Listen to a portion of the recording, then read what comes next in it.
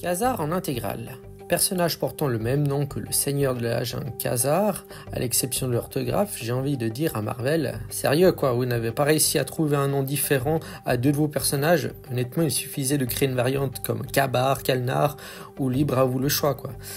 Vous me direz que c'est un peu comme avec la Torche Humaine, mais là encore ça passe car Johnny Storm n'évolue pas à la même époque que la Torche Humaine originelle, tandis que nos deux Khazars évoluent en parallèle. Après, c'est un peu aussi comme le Ghost Rider ou les prénoms comme Peter Parker, Peter Quill. Mais bon, on ne va pas non plus aller débattre là-dessus. Il faut savoir le pourquoi. Scientifiquement, un quasar est une source de rayonnement quasi-stellaire ou plutôt une source de rayonnement astronomique quasi-stellaire, un trou noir supermassif au centre d'une région, quoi, ce qui fait donc le lien avec notre personnage galactique et ses capacités. Alors, qui est Khazar? Wendell Elvis Wong est l'un des personnages cosmiques de Marvel, un personnage dont les aventures conduisent fréquemment dans l'espace ou dans d'autres dimensions. Cependant, Khazar s'écarte de l'archétype de l'extraterrestre noble et intrépide, défini par des héros cosmiques de l'âge d'or d'argent, tels que le Surfeur d'argent, Adam Warlock ou Captain Marvel, dans la mesure où il est un homme ordinaire. Enfin, il l'était, car des hommes ordinaires qui vont dans l'espace, il n'y en a pas tant que ça. Je précise des hommes par leurs propres moyens. Dave Armstrong n'entre pas dans cette catégorie, par exemple. Khazar est apparu dans sa propre série mensuelle éponyme écrite par Mark Gruenwald, qui a duré 60 numéros à partir de 1989. Il a été membre aussi des Avengers.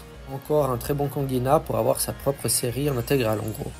Concernant ses origines, le personnage est apparu pour la première fois sous le nom de Marvel Boy dans Captain America 217 en janvier 1978. Il a continué à faire des apparitions dans Captain America, The Incredible Hulk, Marvel 2-in-1 et The Avengers. Il a été par la suite remanié sous le nom de Khazar par Mark Gruenwald et est apparu pour la première fois sous ce nouveau nom dans The Incredible Hulk 234 en avril 1979. Wendell Wong est né à Fond du Lac en Wisconsin, il est diplômé du SHIELD.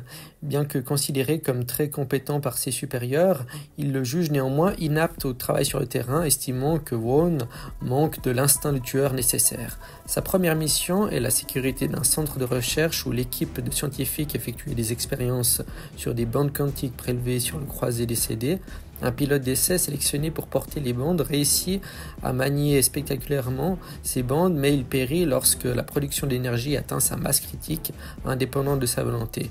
Wong enfile les bracelets lorsque l'AIM lance un assaut contre l'installation, utilisant le pouvoir des bandes pour générer des constructions d'énergie solide. Il repousse l'attaque.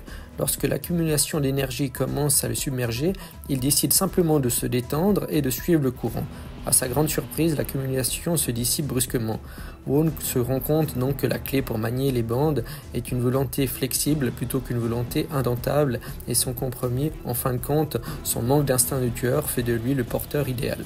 Comme quoi, le plus fort et le plus hargneux ne sert pas toujours. Wendell devient un super-héros utilisant le nom de code d'abord de Marvel Boy.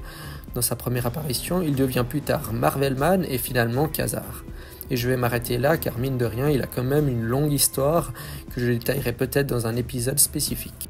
Concernant ses pouvoirs et ses capacités, de base, Wendell est un homme athlétique. Il a reçu une formation en combat au corps à corps. Il est expert dans toutes les compétences de base d'espionnage. En tant que diplômé du SHIELD, c'est un peu normal.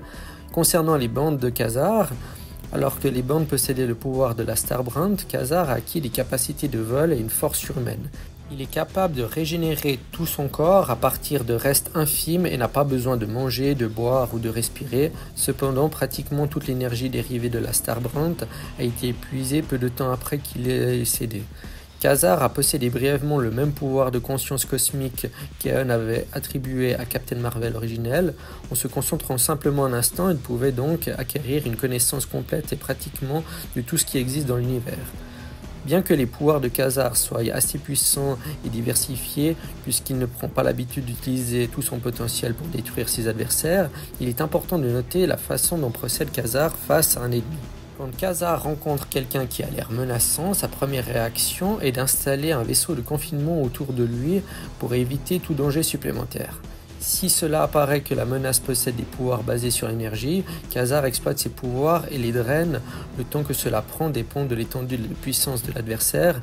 Il ne peut pas faire cela aux personnes dont l'énergie sont en dehors du spectre électromagnétique. Si cela ne suffit pas que l'adversaire se montre vraiment agressif, alors là il attaque l'adversaire avec des constructions quantiques, que ce soit des armes personnelles ou quelque chose de gros comme un marteau ou une enclume. Donc voilà.